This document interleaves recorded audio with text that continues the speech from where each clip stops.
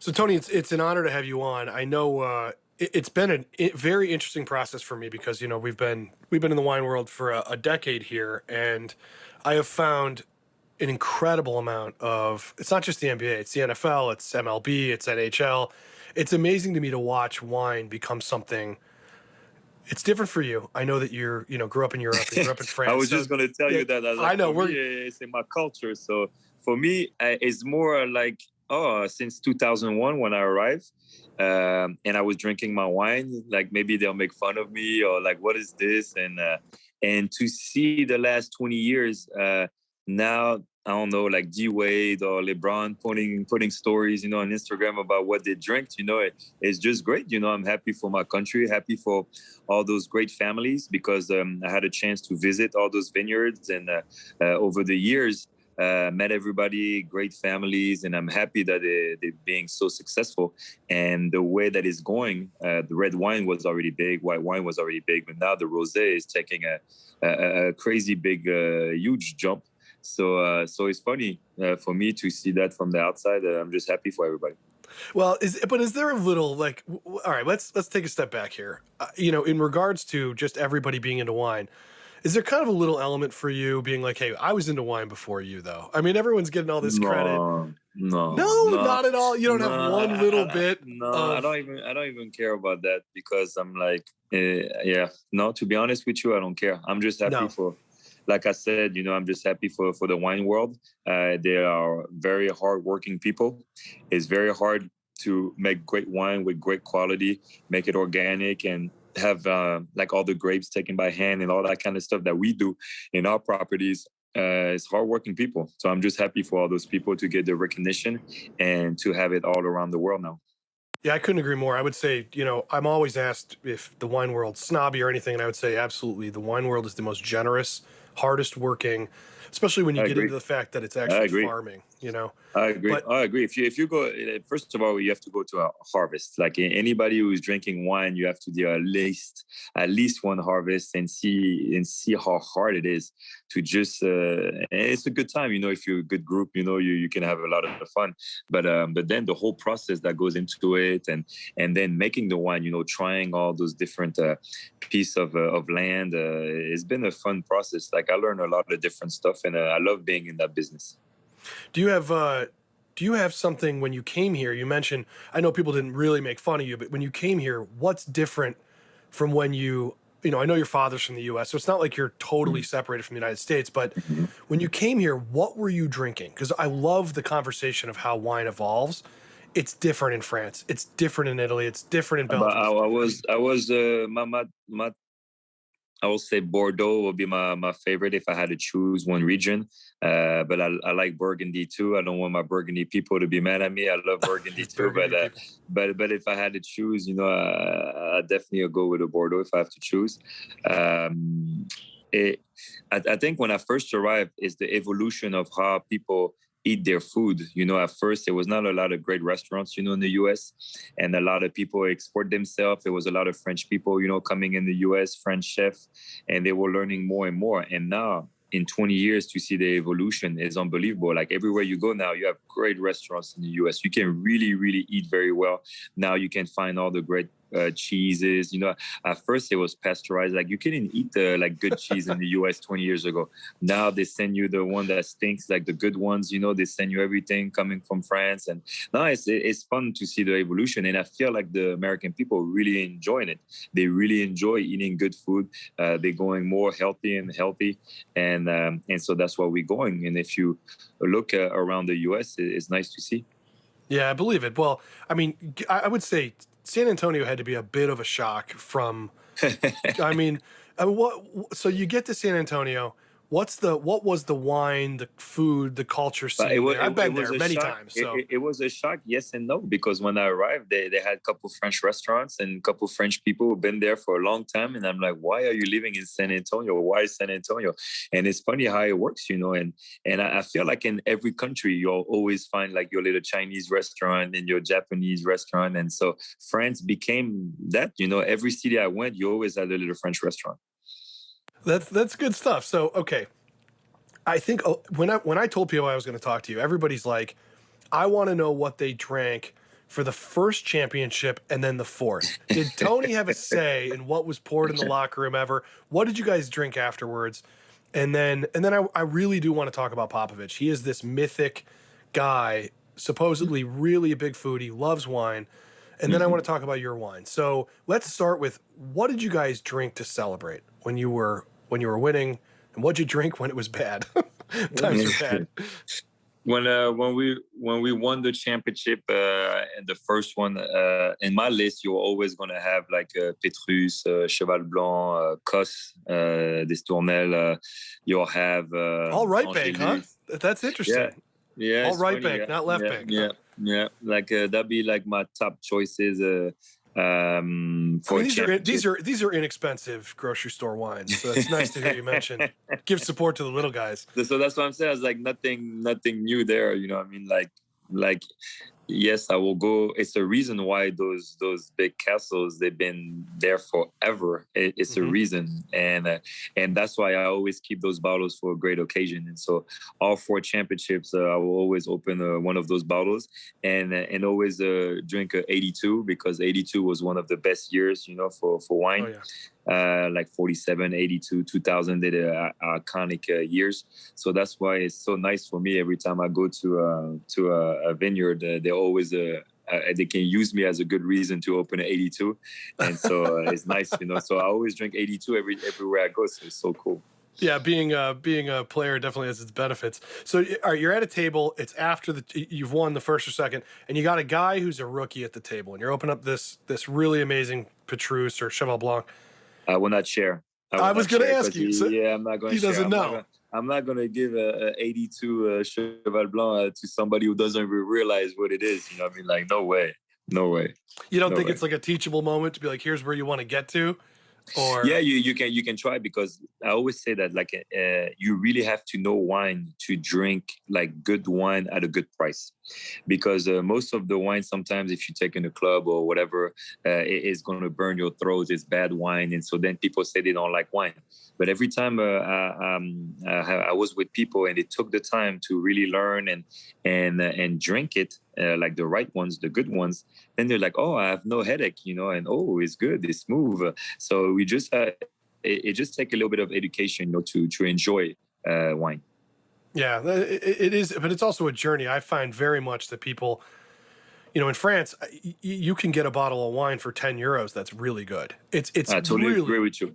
It's true. I totally agree with you. But the thing is, like, I feel like in foreign countries, sometimes they take advantage. They sell all those bottles and like bad bottles, but they just want to make money. You know what I mean? So yeah, that's why I'm like, you have to be careful in foreign countries. Yeah, well, if you're a tourist, and you get robbed, you deserve to be robbed, I think is sort of how it goes. But so when you won, look, what you guys pulled off in San Antonio, I wish this was a basketball podcast. I would talk about it all day. It's all I want to talk about. But it's not. We do wine stuff. So when you guys won your fourth championship, was there anything different that you drank, that it felt like? I mean, I'm sure winning never gets old, but did you open up anything? The only thing it was different is Pop brought us his big bottle of rock bottom. His yeah, that's the name. I don't want to say it 5 days. That's the name. Yeah, the vineyard that he invested in. And so, but Pop, he loves wine. He loves wine. Every city that we went, he will always, invite us in restaurants, and we were a team, like we were really close. So we will always go to nice places, and Pop will pay for everything. He always open the best bottles. So Pop was pretty cool about that. And for me, coming from France, it was pretty cool to have a coach that you go in a plane and all he reads is wine magazines. I'm like, he don't even look about basketball. Like the assistant was doing all the film work and doing all the work, and he's like reading wine magazines. It's so funny. And then he can talk about wine forever, and he just loved it. So for me, it was great. And so that's why we connected, and we started to do a dinner once a month at my house. And we'll host every castle. So we had everybody coming to my house, or a big champagne, and Louis XIII, like we do a Louis XIII dinner, and me and Pop will host, and the next day they'll come to a Spurs game. So that was pretty cool. That's amazing. Did you find any of your teammates get into wine because of you and Pop? I mean, Tim Duncan or Ginobili or anybody? Has anybody Did you turn them into wine, or were they already They there? had no choice, so they had to try. They had to try, but they didn't become a wine fanatics. But at least they'll try. All right. So one more thing on Pop. So with Popovich, there is this. He has kind of a mythic. I would compare him almost to Bill Murray. Bill Murray's legendarily shows up at these parties, and Hmm. he just knows everything, knows everybody, and then he leaves. So Popovich in the food and wine world has this reputation. He walks into a restaurant. The owners are like, "Oh my God, we didn't know this was going to happen," or they get him a table, and he seems to know more about wine and food than the people that work there. And for you knowing him so well, is that true? Is this guy really as smart Yeah, about yeah, wine and it's food as they true. say? Yeah. Yes, it's true. It's true, and because he loves it, and he wants to be knowledgeable, and he wants to know what he's talking about, and he went to those places, and he goes to so many restaurants. Pop is very known to do 2 dinners a night. He'll do one dinner at 6 and one dinner at 9, and he'll try 2 restaurants every night. And so, no, he knows his stuff. He knows what he's talking about. Yeah, that's great. Yeah, I mean, do you have any stories of you guys as a team going out to dinner? And this is the kind of stuff I live for. I mean, the idea of people who have, it's not just the means, because anybody can, if you have money, you can just buy stuff. It's the knowledge of where to go and what to do. Will you give me something of where you guys have gone in the past, either to celebrate or after, maybe it's the preseason, maybe it's, Me, my favorite is when we had bad losses. Sometimes we had like bad loss, and Pop will force everybody to come to dinner, and he will open a nice bottle and talk about life. That is stuff that's more important about just basketball. And Pop was really good about that, to take our minds out of basketball and think about something else. And he will always use the dinners and wine to talk about all that. yeah, that's coaching right there. It really is. So let's Hmm. talk about your wine situation. I, how do you feel about? Are you mostly drinking French wine? I mean, do you love Napa wines? I mean, how do you feel I about the like I rest of the like world? Napa wines. I like Spanish wines. If I had to choose, yeah, that'd be my top three. I like Italian wine too. Obviously, they're good too. I always wanted to invest in wine. I always knew I will do it after my career, but it's tough to find some good deals, I because bet you wish you did it before. man, technically yes. Now, yes, Yeah. when you say that, yes. Okay. But I wanted to do it when I had like more time, to be involved and really do it the right way. So I waited at the end of my career, and I was lucky enough to talk with Mr. Rebier, Yep. who loves sports and used to own Asvel, the team that I own in France, the basketball team, in 2002 for 1 year. So I knew I had a connection there, and we talked for like 6-8 months, and talking about everything. And then he had that great opportunity, with the Rosé, La Mascaron, and Jeeper, the champagne. And he asked me if I wanted to join him, and so I was super happy, because it's very hard, to have good deals and It be is. with a great house, a great castle. And so with all the experience that he gained over the last 20 plus years with Cos, I thought it'd be great, to join forces with him and do something special, especially that he wants to do it the right way, to make it organic and make sure that it is something that is healthy, that is thinking about the environment. He's really investing in all that, and so he's thinking about how we're going to drink wine tomorrow. And so I love that. He's a great mind, a great business guy, and for me, I can learn a lot from him, and he's well respected in the wine business. Did you, when you guys set out to make the wine you did you have a comparison of what you were going to try to make, or was it just, I'm always fascinated by, CJ McCollum makes wine up in Oregon, and I was with him up at Aspen Food and Wine, and his thing was like, he didn't know what to compare his wine to. And I'm curious, when you start a venture like this, do you think, I want it to taste like it's from this region, of this place, or did you want to do something different? No, for me, let's start with the rosé, la mascaron. The goal is obviously to make the best rosé in the world. That's the top. That's a bold statement. Best It's a rosé in the bold world. statement. It's a bold statement for sure. And we have great teams with a lot of experience coming from the Cos family to help, the Mascaron team, so it's a big team effort. And so for me, I was like, okay, how can it look like, the best rosé, so you take the top 3, top 4 in a market, so you have Whispering Angel, you have Miraval, you have Samor, Dometo, d'autres. And so then you like trying to see, okay, how I would like to taste. And so it was funny to test all the parcels, like all the piece of land, and make the wine. I was part of that whole process, and so it's pretty cool. It's my first time tasting so much different wine, and to try to then put it together. It's unbelievable, like the process and what goes into that. And so hopefully people will enjoy the rosé. What are some of your so rosé is a particular passion of mine. I'm obsessed with it, but I love ageable rosés. Oh yeah, I mean, what's your favorite rosé? I don't know if you're familiar with Chateau SOMM. Chateau SOMM, no, never tried that. Let me tell you something right now. It is a tremendous wine. It can age 25 years, and it's a stupendous. You can keep a rosé 25 years now? Oh, wow. Absolutely. Wow. In fact, there's some wines, there's some wines in Spain, some rosés that you can age. I mean, I'll tell you right now, you ever want to have a rosé situation, myself and a couple others around me are your guys. But yeah, rosé can age, and it's a very specific kind of way to make the wine. Okay. Viña Tendonia, if you like Spain, and have you ever had Viña Tendonia from Rioja? No. So this is another wine you got to try, it. but their rosé, they don't even release it until it's often 10 years old. And so it is an incredible. So they keep it. Oh, okay, nice. It's incredible, but it's but that's also a different kind of wine. It's like champagnes that are ready to drink now versus ones that really do, need to raise. I have a tendency to prefer old champagne now. I don't know why. Too. Like I feel like the old champagne is special. Oh, I love it. It's the best. I mean, it's so integrated and nuanced, and I mean, the whole thing is amazing. So when you set for the red, so for the rosé, that makes sense. I mean, the wines you picked that you tasted originally, they are not just popular, but very well made. So with the red, how did you approach this? And do you trust your winemaker? Do you get your hands in there? Do you know, how involved? I'm not on the red. I'm not, you talk about the red in Bordeaux, huh?